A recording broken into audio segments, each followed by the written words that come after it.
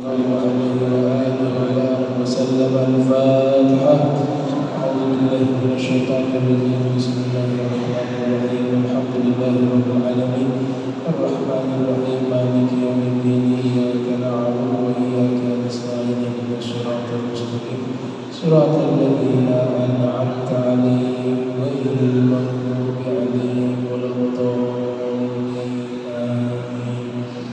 السلام عليكم ورحمة الله وبركاته. الحمد لله رب العالمين. اللهم صل وسلم على سيدنا محمد طه الأمين وعلى آله وصحبه أجمعين. أما بعد، سبحانك لا علم لنا إلا ما علمتنا إنك أنت العليم الحكيم. رب اشرح لي صدري ويسر لي أمري واحلل عقدة من لساني يفقهوا قولي واستجب لساني واهدي قلبي بحق سيدنا محمد صلى الله عليه وآله وسلم.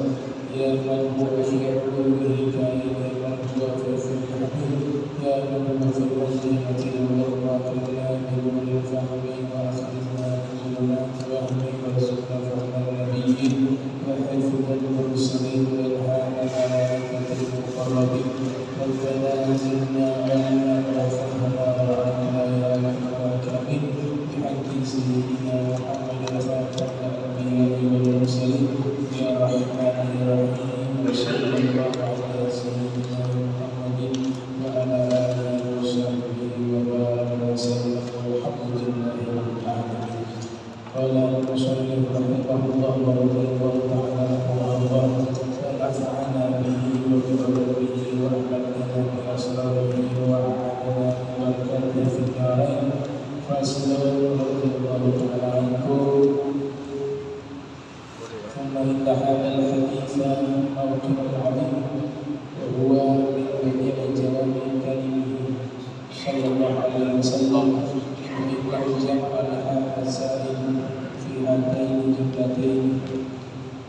Alhamdulillah, puji syukur kehadirat Allah, salawat salam senantiasa tercurahkan kepada Ibunda mulia Nabi tercinta Sayyidina wa Maulana Muhammad sallallahu alaihi wa sallam beserta segenap keluarga beliau, sahabat dan umatnya yang sama-sama kita muliakan. Imam Masjid Al-Muqtadi Imam Syalban, semoga Allah menjaga beliau, disehatkan beliau, dimudahkan urusannya, diberikan rezeki zahir wa batin, wasiat wa muhammadiyah bi jannati wa al-Fatihah.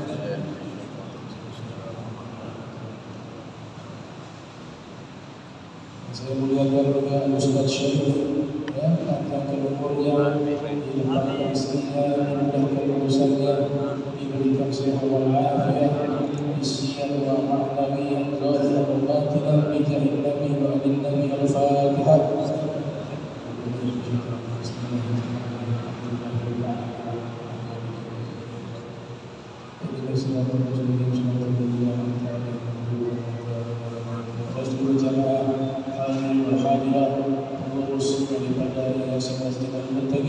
Semuanya diberikan kemudahan dan Allah disebutkan badannya, luaskan rezekinya, diberikan istiqamah dan ibadah wa ta'at bi jahil nabi wa alin nabi. Al-Fatihah.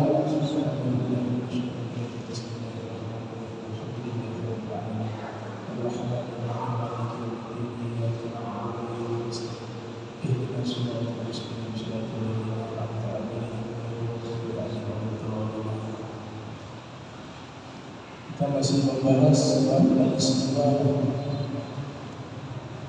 di dalam penutup daripada hadis yang ke-21, ditutup dengan cerita keramatnya salah satu tokoh tabi'in yang bernama Al-Imam Sa'id bin Jubair.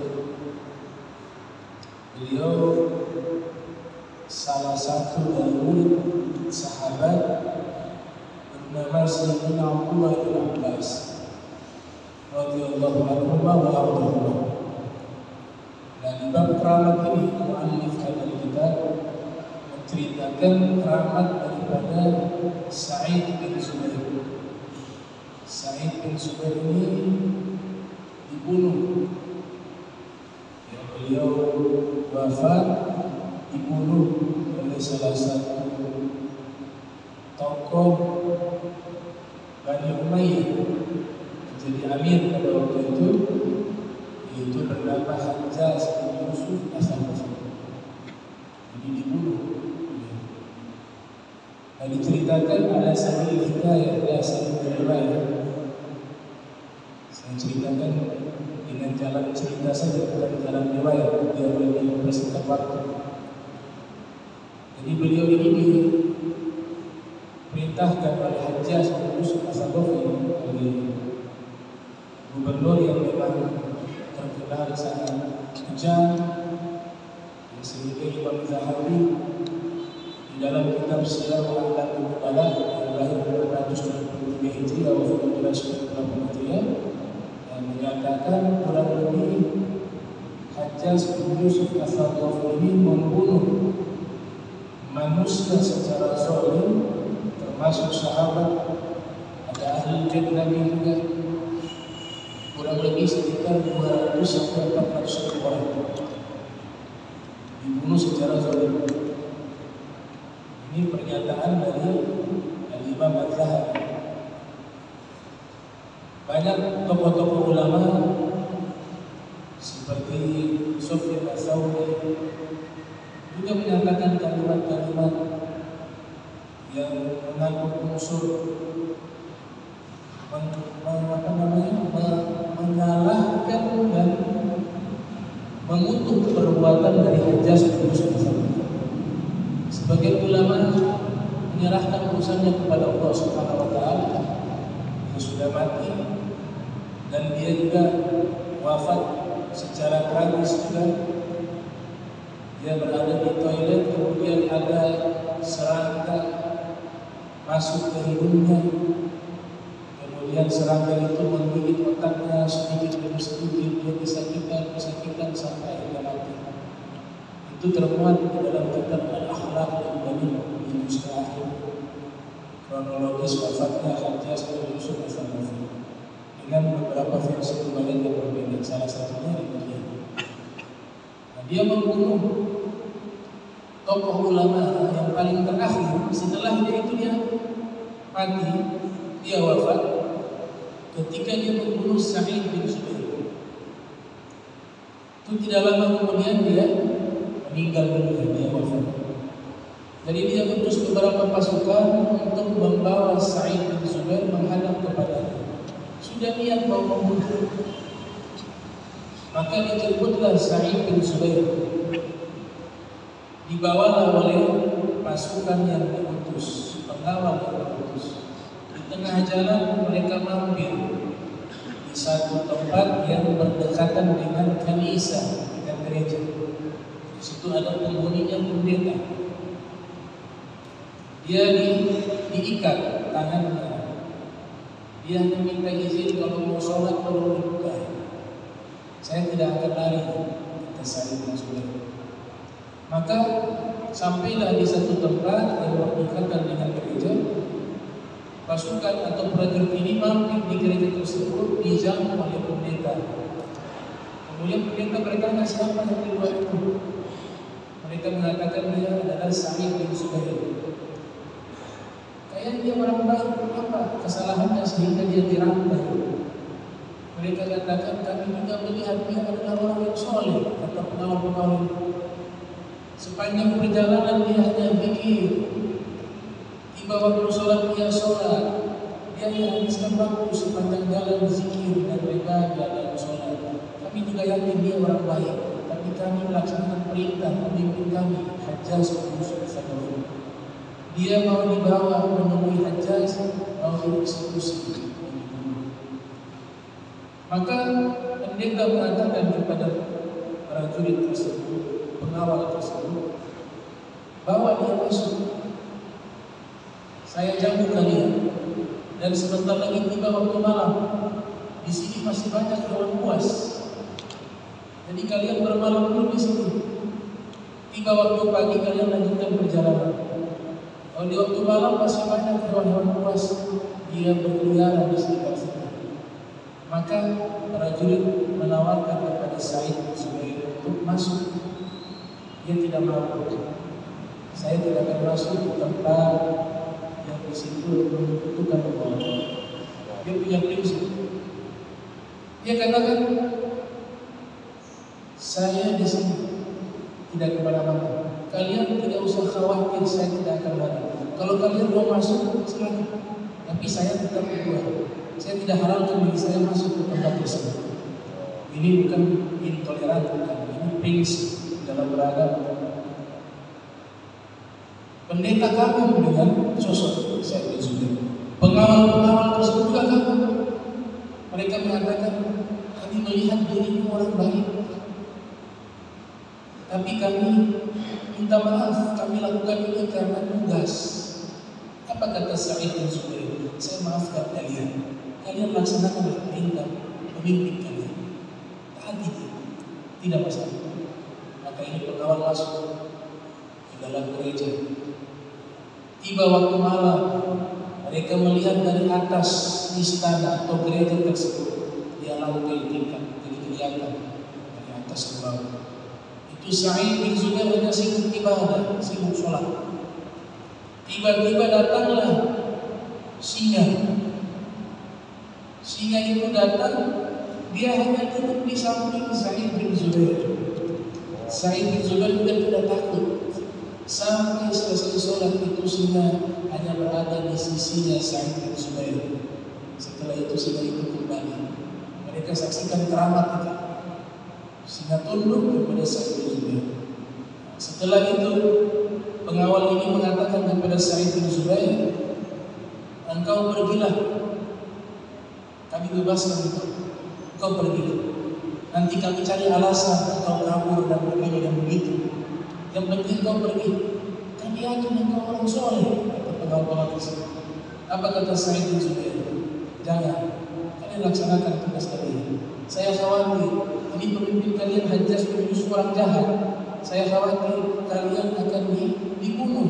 Kalau tidak keluarga kalian akan dianiaya. Saya tidak mau itu. Gara-gara saya kalian jadi korban. Biar bawa saya, tidak masalah. Maka dibawa Sa'id bin Zubair. Sampailah dia bertemu dengan Hajjaj bin Yusuf al-Thaqafi. Singkat cerita dia dipenggal kepalanya. Ketika kepalanya lepas dari tubuhnya, dia masih sempat melafazkan kalimat tauhid la ilaha illallah Muhammadur Rasulullah. Meninggal. Al-Imam Hasan al-Basri mendapatkan informasi bahwa Hajjaj bin Yusuf al-Thaqafi telah mengeksekusi seorang ulama besar, Sa'id bin Zubair. Maka Imam Hasan al-Basri berdoa, semoga Allah binasakan Hajjaj bin Yusuf al-Thaqafi. Dan banyak tokoh-tokoh lainnya mereka marah. Itu sehingga keluarlah doa. Di sini dikatakan ifbahu, kata Hajjaj, sembelihlah dia Sa'id bin Zubair.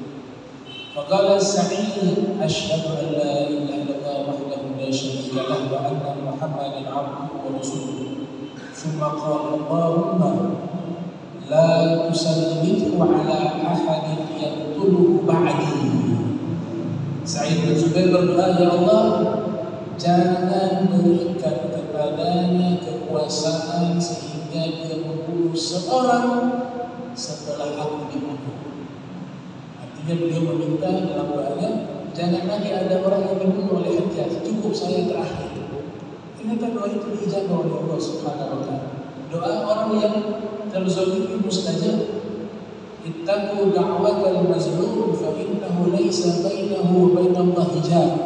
Hati-hati dengan doa orang yang dizalimi, karena doa mereka itu tidak ada hijab di antaranya dan di antara Allah Subhanahu wa ta'ala. Maka dibunuhlah Hajjaj. Di sini dikatakan ketika dibunuh kepalanya sudah lepas dari tubuh, itu masih bisa melafazkan kalimat-kalimat tauhid kepada Allah Subhanahu wa ta'ala. Nah, beliau wafat Ya, Hajjaj ini setelah membunuh Sa'id bin Zubair 15 hari setelahnya dia mati. 15 hari setelahnya dia wafat, dia mati. Wadzalika fi sanati 95, dan itu terjadi pada tahun 95 Hijriah. Wa kana umur Sa'id 49 sanatan, sedangkan umurnya Sa'id bin Zubair, umurnya beliau itu 49 tahun ketika dieksekusi oleh Hajjaj bin Yusuf rahimahullah ta'ala wa radhiyallahu. Semoga Allah merahmatinya, meridhoinya. Nah, ini Sa'id bin Zubair, saya ingat salah satu nasihat beliau. Beliau pernah mengatakan, la yazalu rajulu 'aliman ma ta'allama fa idza taraka al-'ilma wa dhanna annahu qad istaghna wa iktafa bima 'indahu kana ajral ma yakun. Itu salah satu makalahnya Sa'id bin Zubair, yang artinya senantiasa orang tersebut alim berilmu selama dia terus belajar. Jika dia sudah merasa cukup dengan ilmu yang ia miliki, maka dia adalah manusia yang paling bodoh yang ada di muka bumi ini. Itu salah satu nasihat daripada Sa'id bin Zubair. Nah, Hajjaj bin Yusuf Al-Thaqafi, ya, ketika telah dibinasakan oleh Allah Subhanahu wa taala dengan mengirim serangga masuk ke dalam mulutnya dan memakan otaknya sedikit demi sedikit, selama 15 hari itu dia kesakitan, sampai akhirnya dia memukul kepalanya sampai mati. Itu azab dari Allah Subhanahu wa taala kepada orang yang zalim. Dia sebagai tokoh gubernur, walaupun punya jasa di dalam membuat spasi di dalam Al-Quran. Dia dikatakan dalam kitab Khazinatul Asrar, ya, satu kitab namanya Khazinatul Asrar karya Syekh Al-Haqqani. Di situ dikatakan bahwa Hajjaj bin Yusuf memiliki jasa di dalam Al-Quran. Di antaranya dia membuat spasi baris Al-Quran. Dan dahulunya Al-Quran itu dia satu kesatuan. Dan dia menghafal Al-Quran 30 juz. Hafal Al-Quran 30 juz. Jadi menghafal Al-Quran 30 juz bukan menjadi jaminan orang itu baik. Banyak tokoh kaum Khawarij, bahkan diantaranya yang membunuh Amirul Mukminin Al-Imam Ali bin Abi Thalib, bernama Abdurrahman bin Muljam Al-Muradi Al-Khariji. Itu dikatakan oleh sebagian ulama hafidz Al-Quran, ya hafal Al-Quran 30 juz. Tapi dia mengkafirkan Imam Ali bin Abi Thalib, bahkan membunuh Imam Ali bin Abi Thalib karena salah memahami Al-Quran. Imam Haddad mengatakan menghafal Al-Quran ada dua macam, ada yang hakiki, ada yang majazi. Ada menghafal Al-Quran hakiki, ada yang majazi, kiasan. Disebutkan dalam kitab Da'watul Tammah. Itu dikatakan yang hakiki dia hafal Al-Quran, dia pahami Al-Quran dengan benar sesuai pemahaman para ulama yang bersambung hingga kepada baginda Nabi Muhammad sallallahu alaihi wasallam, dan diamalkan Al-Quran, dimuliakan Al-Quran. Sedangkan yang majazi sekedar menghafal, pemahamannya keliru dalam Al-Quran dan juga tidak mengamalkan isi Al-Quran. Nah, ini yang menjadi problem. Sekarang ramai orang fokus kepada hafal Al-Quran, tapi sedikit yang mengamalkan paham Al-Quran dengan benar, itu sedikit. Jadi tren sekarang tahfiz Al-Quran. Kita lupa sejarah sudah mencatat tokoh-tokoh penghafal Al-Quran hanya sekedar menghafal, tidak dipelajari Al-Quran lewat tangan guru yang tepat dan benar, bisa salah paham isi Al-Quran tersebut, bisa menyimpang pemikirannya, bukan menjadi baik, sebaliknya menjadi jahat. Maka ini sudah terjadi sepanjang sejarah Islam, bukan hanya satu dua tokoh. Itu Hajjaj bin Yusuf pakar di dalam memahami Al-Quran, tapi tidak punya guru yang bersama. Kemudian juga ia membuat baris dalam Al-Quran dan hafal Al-Quran 30 juz. tapi membunuh manusia 200.000 sampai 400.000 orang secara zalim. Banyak sahabat terbunuh di sini. Anas bin Malik juga termasuk salah satu yang menjadi korban, ditusuk dengan tombak beracun sampai akhirnya meninggal dunia. Dan banyak juga ahli bait Nabi kita Muhammad Sallallahu Alaihi Wasallam. Nah, oleh sebab itu Allah Taala menjaga ini agama lewat generasi dari generasi muncul ulama-ulama yang mereka menjaga ilmu ini masih suci, masih original sesuai dengan pemahaman Nabi Sallallahu Alaihi Wasallam. Sayyid Muhammad bin Ali Al-Maliki menulis kitab berjudul Manhajus Salaf fi Fahmi Khusus. Ada metodologi para salaf di dalam memahami nas, bukan sekedar dihafal semata, tapi harus dipahami dengan cara yang benar lewat guru-guru yang benar yang memiliki rangkaian sanad kepada baginda Nabi Muhammad Sallallahu Alaihi Wasallam. Kalau sekedar hanya menghafal dan memahami tanpa guru, kaum orientalis banyak yang hafal Al-Quran. Ada Christian Snob, dia hafal Al-Quran, tapi bukan orang Islam. Walaupun ada pendapat mengatakan di akhir umurnya dia masuk Islam, itu kita serahkan kepada Allah Subhanahu Wa Taala. Ada juga tokoh ahli hadis, dia tidak Islam tapi ahli hadis. Kitabnya jadi rujukan. Miftah Kunuzi Sunnah diterjemahkan ke dalam bahasa Arab oleh Syekh Abdul Baq berjudul kitab Al-Mu'jam Al-Mufahras bi Alfadhil Ahadits Syarifah. Itu terjemahan dari kitab yang ditulis oleh orientalis.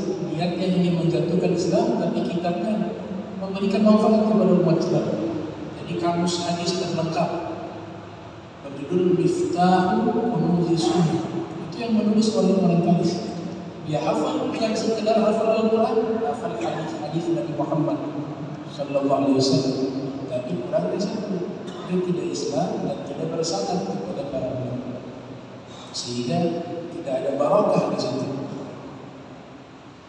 Nah, orang yang ingin istiqomah, kita ambil contoh saja. Istiqomah ini juga artinya dia memiliki prinsip di dalam memegang teguh keyakinannya. Di antaranya tadi Sa'id bin Zubair, di mana beliau tidak mau masuk ke tempat ibadah agama tertentu untuk menjaga keimanannya. Bukan artinya intoleran. Kalau antum baca kitab Al-Bunyah karya Syekh Abdul Qadir Al-Jilani yang lahir tahun 470 Hijriah, wafat 591 Hijriah. Mohon maaf, di sini beliau sunnahkan tiap kali melihat patung-patung salib, disunnahkan kita mentajdid syahadat, mengulang lagi kalimat-kalimat syahadat untuk menjaga jangan sampai terlintas dalam hati mengiyakan dan membenarkan itu.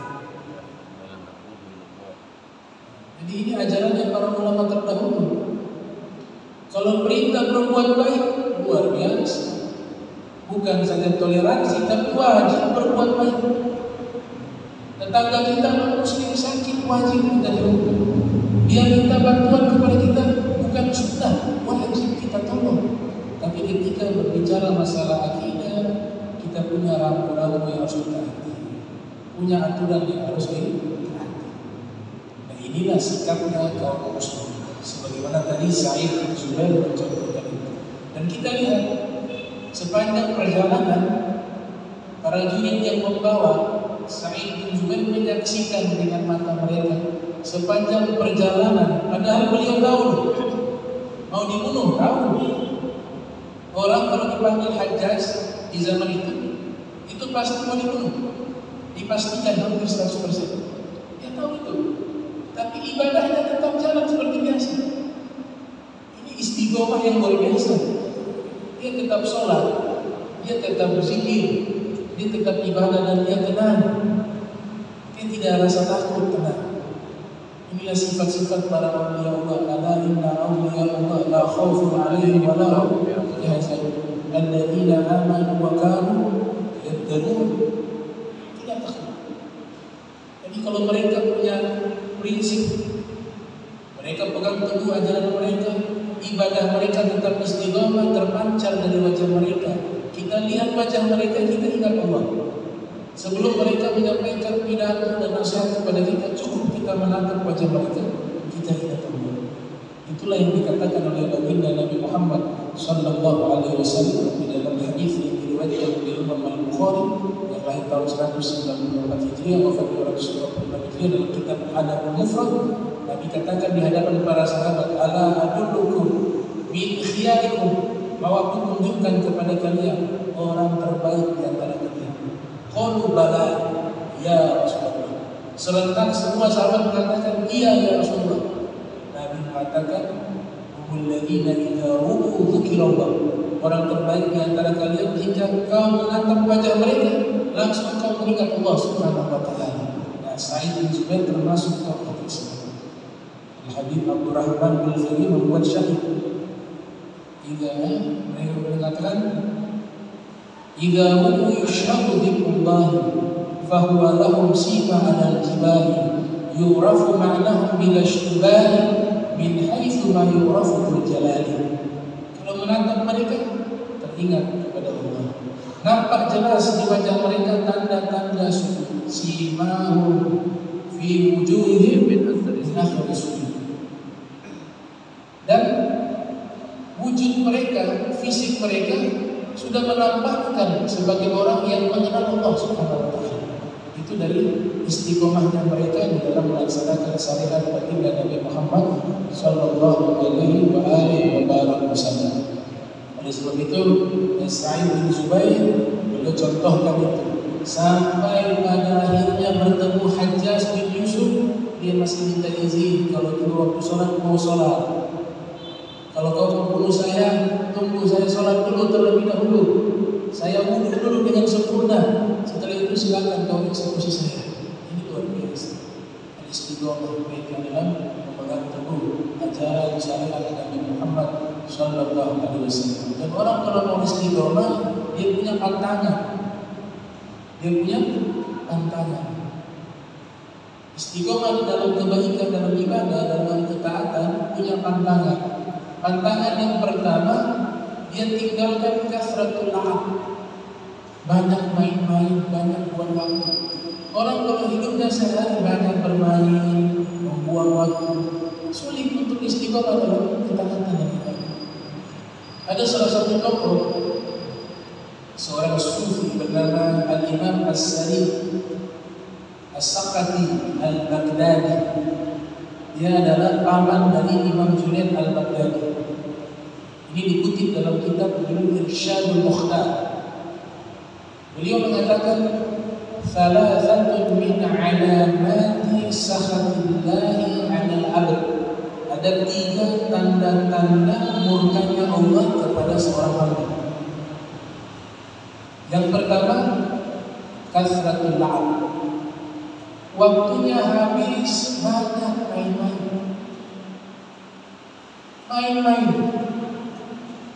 Kadang umur sudah tidak layak untuk bermain.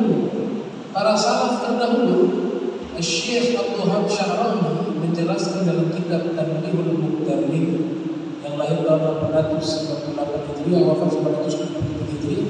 Beliau mengatakan para salafun shalihin ketika masuk usia 40 tahun kasur dibunuh, diikat kasur mereka bentangkan segala. Artinya apa? Mereka fokuskan waktu mereka untuk taqarrub ila Allah, untuk mendekatkan diri kepada Allah. Karena usia-usia tersebut sudah mendekati yang namanya kematian. Mereka mempersiapkan bekal sebanyak-banyaknya. Ini wasiat dari Allah Ta'ala.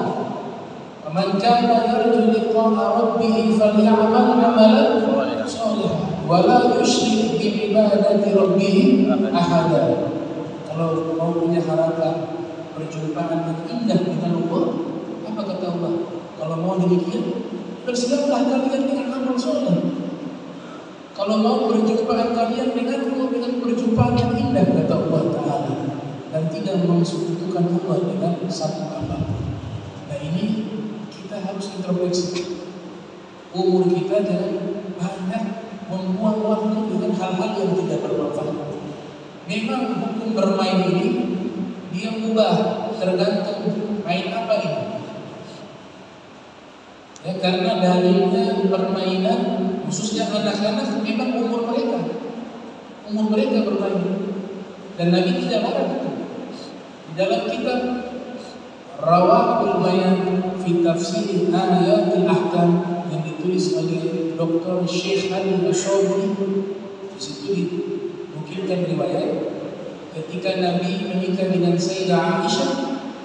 Di situ Nabi melihat banyak permainan lomba milik daripada Sayyidah Aisyah.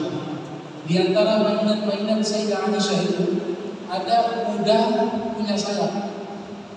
Kemudian Nabi bertanya kepada Sayyidah Aisyah, ini kuda model apa ada sayap? Jadi itu boneka-boneka, mainan. Nabi katakan, ini kuda apa ada sayapnya? Kata Sayyidah Aisyah waktu itu, dia mengatakan, ini kau tidak tahu ya Rasulullah, ini kudanya Nabi Sulaiman. Kudanya Nabi Sulaiman punya sayap.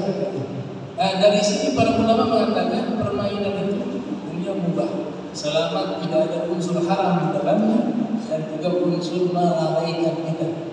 Ghaflah. Dalilnya para ulama usul fikih mengatakan al-aslu fil asya' al-ibahah hatta yadull ad-dalil ala tahrim. Asal pada segala sesuatu boleh, terkecuali datang dalil yang mengharamkannya, maka dia menjadi haram. Oleh sebab itu permainan hiburan ada riwayat, walaupun ini dinyatakan bukan hadis Nabi, tapi riwayat ini kita ambillah pendapat ulama yang lebih aman, ya, karena terjadi perdebatan ini bukan hadis Rasul Sallallahu Alaihi Wasallam. Jadi ucapannya seperti ini: farrihul qulub sa'atan fasa'ah. Hiburlah hati kalian sesaat saja, bukan terus-menerus.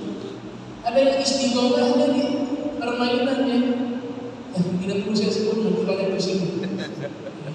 Pokoknya permainan lah. Permainan apapun yang melalaikan, yang membuang waktu, disitulah menjadi hukumnya menjadi tidak baik, bisa menjadi haram. Tapi kalau hanya sekedar menghibur hati, tidak ada masalah. Hatinya terhibur, ibadahnya makin kencang, baca Al-Qurannya makin kencang, itu bagus. Nah, sehingga orang-orang berakal harus naik levelnya level yang tinggi. Bagaimana itu? Dia gunakan permainan waktunya hanya sedikit, hanya sekedar menghibur hati, tapi full waktunya lebih banyak dipresentasikan di dalam hal-hal yang manfaat, di dalam ibadah kepada Allah Subhanahu wa Ta'ala. Hanya di dalam Al-Quran disebut dunia ini adalah permainan dan sandang Waman hayatul dunya illa la'ibun wa lahwun. Tidaklah kehidupan dunia kecuali permainan dan sandang. Di ayat yang lain Allah Subhanahu wa Ta'ala berfirman bahwa dunia ini adalah kesenangan yang menipu, mata'ul ghurur. Difirmankan oleh Allah Subhanahu wa Ta'ala, kullu nafsin dha'iqatul maut wa innama tuwaffawna ujurakum yawmal qiyamati faman zuhziha 'anil nar wa udkhilal jannata faqad faz wa mal hayatud dunya illa mata'ul ghurur. Tidaklah kehidupan ini kecuali kesenangan yang menipu. Di ayat yang lainnya Allah Ta'ala tegaskan di dalam Al-Quran, afa hasibtum annama khalaqnakum 'abasa wa annakum ilaina la turja'un. Apakah kalian mengira kami menciptakan kalian abasa, main-main? Sesungguhnya kalian akan kembali kepada kami, tapi kalian menyangka kalian tidak akan kembali kepada kami. Kita diciptakan bukan untuk main-main, kita diciptakan untuk ibadah kepada Allah Subhanahu wa Ta'ala. Maka gunakan waktu kita sebaik-baiknya. Ada salah satu tokoh sufi bernama Ibrahim bin Adham. Ini dinukilkan dalam kitab Ar-Risalah Al-Qushayriyah. Beliau mengatakan orang mukmin yang baik itu adalah punya sifat tawak, punya sifat hati-hati. Ada perkara yang tidak baik dia tinggalkan, walaupun boleh, walaupun tidak haram, tapi menurut dia ini membuang waktu. Ini tidak ada kebaikan, ini tidak ada manfaat. Dan tinggalkan itu.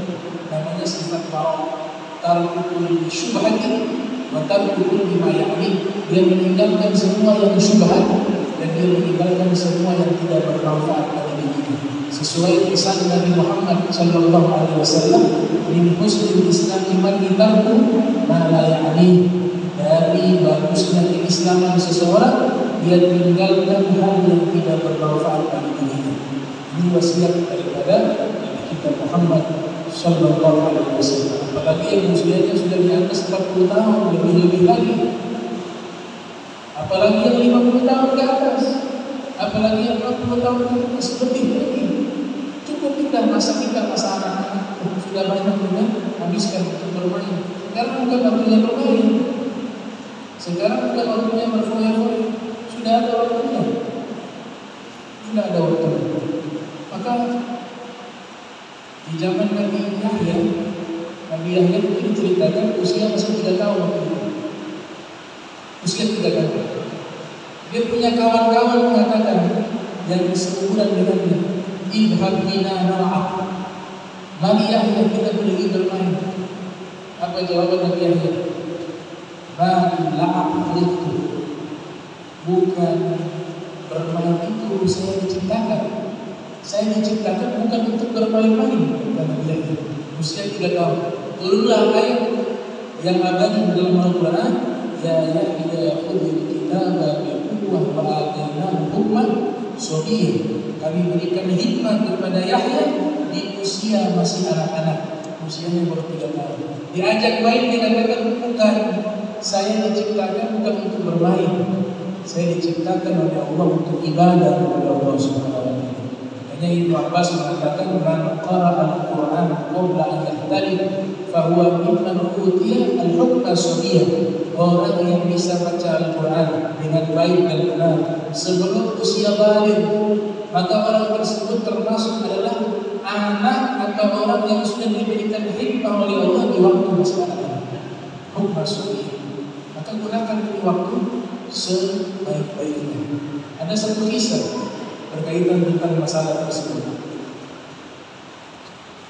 Ada tokoh namanya Bahlul. Jadi cerita Ahlul Hagaih mengatakan dari sinilah Bahlul menjadi maghrur, menjadi gila. Dari sebab kisah ini. Dulunya normal. Dia pedagang, pebisnis. Gara-gara kejadian ini berubah dia menjadi orang yang maghrur. Jadi dia berjalan di satu jalanan di Kufah, Irak. Sampai dia lewat satu tempat, di situ banyak anak-anak kecil bermain. Cuma dia melihat satu orang anak duduk sedang tafakur. Masih anak-anak sedang merenung, sedang tafakur. Maka dia menghampiri anak tersebut. Dia lihat anak-anak yang lain punya mainan, sedangkan anak yang tafakur itu tidak punya. Dia mengatakan, wahai anak, mari saya ajak ke pasar, saya belikan kau mainan. Maka anak tersebut menjawab, dia mengatakan, mari la'ab khuliqtu li ibadati rabbi. Itu anak menjawab dengan kalimat yang luar biasa. Saya diciptakan bukan untuk bermain. Saya diciptakan oleh Allah untuk ibadah kepada Allah. Ini bahkan terkejut. Ini masih anak-anak ini. Dari mana dalilnya kau mengatakan demikian? Maka anak ini menjawab dari firman Allah. Allah Ta'ala berfirman, afa hasibtum annama khalaqnakum abasa wa annakum ilaina la turja'un. Apakah kalian mengira kami menciptakan kalian bermain-main dan kalian mengira kalian akan kembali kepada kami? Kemudian dalil kedua, wa ma khalaqtul jinna wal insa illa liya'budun. Tidaklah Allah menciptakan jin dan manusia melainkan beribadah kepada Allah. Itu jawaban anak kecil tersebut. Bahlul mulai lewat. Ini anak kecil nih. Kemudian Bahlul mengatakan, kamu kan masih anak-anak. Kenapa harus memikirkan perkara-perkara orang dewasa? Yang memikirkan hal itu haruslah orang-orang sudah dewasa, bukan anak kecil seperti kamu. Maksudnya begitu. Apa jawaban anak kecil tersebut? Wahai Bahlul, berarti belum pernah kenal. Dia sudah kasyaf kepada Bahlul. Ya Bahlul, saya pernah di dapur bersama ibu saya. Saya melihat ibu saya mengumpulkan kayu bakar. Ada kayu bakar yang besar, ada yang kecil. Kemudian saya melihat ibu saya mengumpulkan, membakar terlebih dahulu kayu bakar yang kecil. Setelah itu kayu bakar yang besar itu terbakar. Maka saya berkeyakinan bahwa saya yang kecil saya khawatir bisa terbakar. Kemudian nanti yang besar kemudian dibakar. Yang kecil dulu dibakar, baru yang besar. Sebagaimana kayu bakar itu baru pingsan. Padahal ini kan anak kecil, tidak kena hukum dia, belum balik. Tapi dia punya khauf, dia punya sifat takut kepada Allah.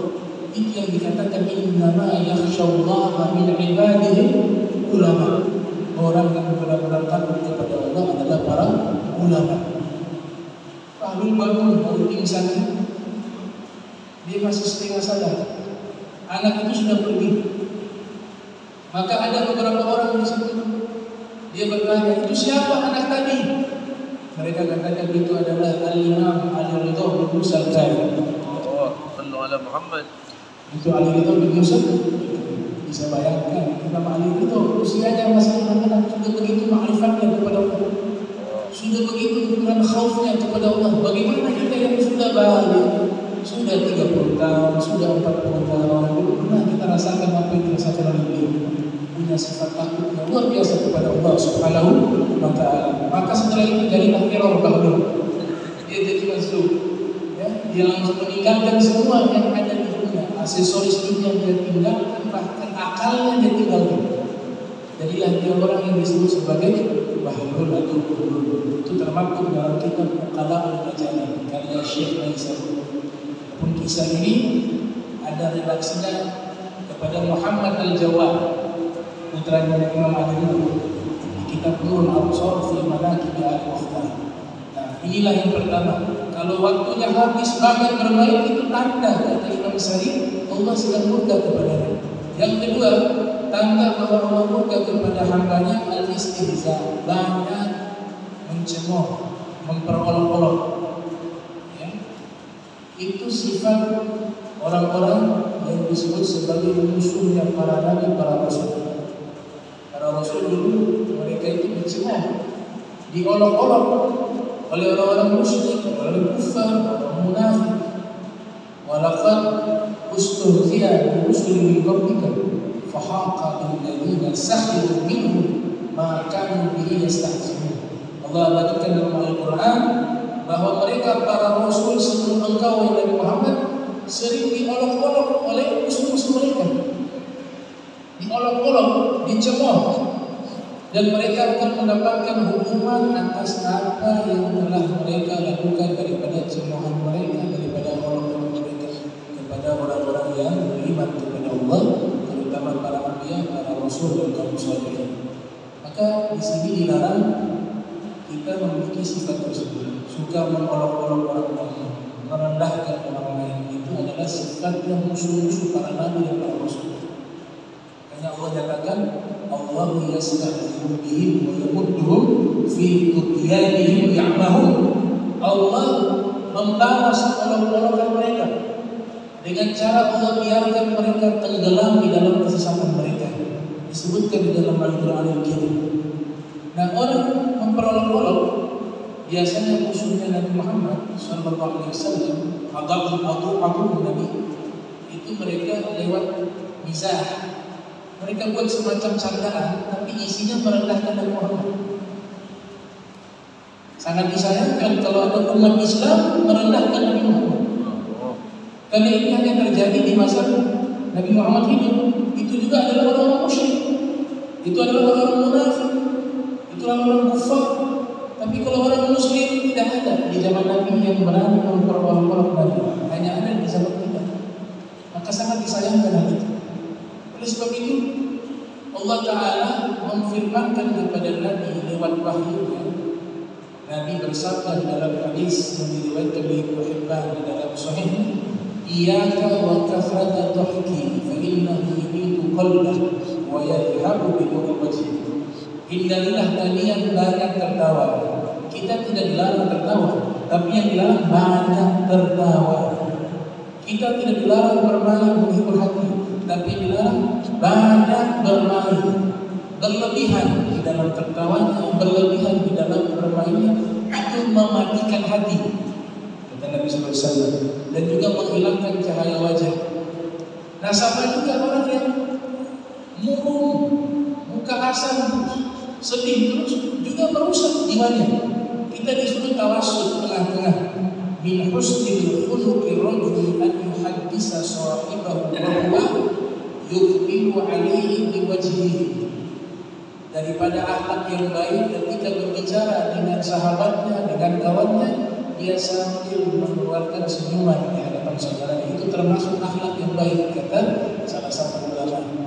Oleh sebab itu, banyak tertawa mematikan hati. Banyak murung juga sama. Nanti kan dibenturkan. Kalau banyak tertawa, kan itu menghibur hati. Larangannya dua. Murung juga, banyak murung merusak hati juga. Banyak tertawa juga merusak hati. Oleh sebab itu, candaan mizah tidak dilarang dalam Islam. Kita tidak dilarang bercanda, tapi bercandanya ada aturan. Tapi kalau bercanda, candaannya jujur. Kemudian candaannya tidak menyakiti hati orang, itu paling penting. Candaannya ada kuatan hikmah dan ilmu. Itu candaan-candaan yang dianjurkan di dalam Islam. Bahkan Imam Al-Mawardi yang wafat tahun 450 Hijriah dalam kitab yang ada Dunia Waddin membuat satu bab namanya Bab Mizahin Nabi, bab candaan Nabi Muhammad Sallallahu Alaihi Wasallam. Dan yang terakhir, yang ketiga, tanda bahwa Allah murka kepada hamba tersebut al-ghibah, banyak menggunjing orang. Itu tanda Allah sangat murka kepada. Dalam Al-Quran Allah Ta'ala berfirman, ya ayyuhalladzina amanu istanibu katsiran minadh dhanni inna ba'da dhanni itsm wa la tajassasu wa la yaqtab ba'dukum ba'dha ayyuhibbu ahadukum an ya'kula lahma akhihi maytan fakarihtumuhu wattaqullaha innallaha tawwabur rahim. Wahai orang-orang beriman, jauhilah banyak prasangka, karena sesungguhnya sebagian prasangka adalah dosa, dan jangan memata-matai orang, dan jangan kalian menggunjing satu dengan lainnya. Apakah kalian senang memakan bangkai saudara kalian? Pasti kalian jijik dan tidak suka. Bertobatlah kepada Allah, bertakwalah kepada Allah, sesungguhnya Allah Maha Pengampun dosa dan Maha Penyayang. Ini ayat sudah cukup menggambarkan begitu besarnya dosa riba. Cukup makan bangkai. Allah katakan menggunjing orang seperti memakan bangkainya sendiri. Bahkan kadang-kadang tidak ada maksud, tapi terpeleset ini dan masuk kepada bab ghibah, itu pun menjadi masalah. Istrinya Nabi, Sayyidah Aisyah, pernah berbicara kepada Nabi, menyebutkan istri Nabi yang lain bernama Hafsah. Hafsah itu punya ciri-ciri fisik pendek, qasirah. Maka keluarlah dari lisannya Sayyidah Aisyah mengatakan itu Hafsah orang yang begini-begini, dia pendek. Nabi marah. Nabi mengatakan, ya Aisyah, laqad qulti kalimatan law nusihat bima'il bahri lamma tajazzu. Wahai Aisyah, sungguh kau telah mengatakan satu ucapan yang sangat buruk. Kata Nabi SAW, kau sudah mengatakan satu ucapan yang buruk. Yang ucapan ini seandainya dicampur dengan air laut, maka air laut akan berubah warnanya dan baunya. Kata Imam Nawawi, maksud daripada sabda Nabi, majazathu ay khalaqathu mukhalatatan yataghayyaru biha ta'muhu wa rihuhu min syiddati nadmiha wa qubhiha. Imam Nawawi mengatakan maksud daripada hadis tersebut, Allah seandainya memfisikkan kalimat gunjingan itu berwujud dan wujudnya ini dilemparkan di lautan, maka rasa air laut akan berubah, baunya juga akan berubah dengan bau yang busuk, dengan rasa yang menjijikkan. Itu menunjukkan dosa yang sangat besar, menggunjing orang, apalagi yang digunjing orang soleh. apalagi yang dibenci aulia wa sholihin, wal ulama, luhumul ulama masmumah, dagingnya para ulama beracun. Imam Bukhari, subhanallah, ini kita patut ikuti jalan beliau. Imam Bukhari menyusun kitab Sahihul Bukhari yang lahir tahun 194 Hijriah atau 220 Hijriah. Beliau pernah mengatakan, "Maktabtu ahadan munzu alimtu anna ghibata haram." Saya tidak pernah menggosip dan menggunjing orang sejak saya mengetahui menggunjing orang itu haram. Tidak pernah, seorang pun saya pernah gunjing. Wa inni la arju an alqallaha wa la yuhasibuni anni ittabtu ahadan. Dan saya punya harapan nanti ketika saya bertemu dengan Allah di yaumul qiyamah, saya punya harapan Allah tidak menghisab saya karena sebab saya pernah menggunjing seorang pun. Ketika Allah menghisab saya, tidak ada satupun orang yang pernah saya sakiti dengan lisan saya dan saya gunjing mereka. Itu harapan saya, kata Imam Bukhari. Jadi luar biasa. Mereka menjaga daripada lisan mereka, istiqomah di dalam menjauhi larangan Allah Subhanahu wa taala. Terakhir saya tutup. Jadi ghibah ini definisinya sudah dijelaskan oleh Nabi SAW dalam riwayat Muslim lahir 204 Hijriah wafat 291 Hijriah. Dari Abi Hurairah, Nabi pernah mengatakan kepada mereka semua, "Atadruna ghibatu?" Apakah kalian tahu apa itu ghibah? Mereka menjawab, "Allah wa Rasuluhu a'lam." Allah dan Rasul lebih mengetahui. Kata Nabi, ghibah adalah zikruka akhaka bima yakrahu. Kau menyebutkan tentang saudara sesuatu yang dia tidak suka untuk disebutkan. Itu namanya ghibah. Kemudian Abu Hurairah ketika itu hadir, Nabi kembali bertanya, "Bagaimana menurut kalian?" Atau ada yang bertanya kepada Nabi, "Bagaimana kalau itu benar?" Jadi dia menceritakan sesuatu yang benar.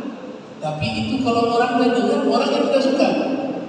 Bagaimana kalau cerita itu benar? Kata Nabi, berarti kamu sudah ghibah. Dan bagaimana kalau cerita itu bohong, tidak sesuai dengan realita? Maka kamu sudah mengadakan kedustaan atasnya. Jadi dua-duanya dosa. Nah ini 3 alamat yang harus kita jauhi. Kita sekarang tunggu dari kita masing-masing. Apakah waktu saya itu lebih banyak habis main game online, main domino, main catur, karaoke? Hitung satu hari ini lebih banyak mana? Kalkulasi 1 bulan lebih banyak mana? Hitung itu. Jangan sampai dihitung sama Allah. Hasibu anfusakum qabla an tuhasabu wa zinu a'malakum qabla an tuzanu. Ini bahasa cinta, bukan bahasa merendahkan. Kita dakwah disuruh ngajak. Kita cinta, makanya kita ngajak. Kalau tersinggung berarti ada luka. Luka itu kalau perih karena obat, karena ada luka. Kalau orang tidak ada luka, obat itu tidak memulihkan. Jadi ini obat. Untuk saya pribadi juga demikian. Kita harus memanage waktu kita dengan baik. Saya ulangi lagi, ini 3 tanda orang yang dimurkai oleh Allah. Imam Sari Sakati mengatakan, "Thalathatun min alamati sakhatillahi 'alal 'abd." 3 daripada tanda-tanda Allah murka kepada hambanya. Yang pertama, kasratul la'ab, banyak bermain. Yang kedua, istihza, banyak memperolok-olok orang.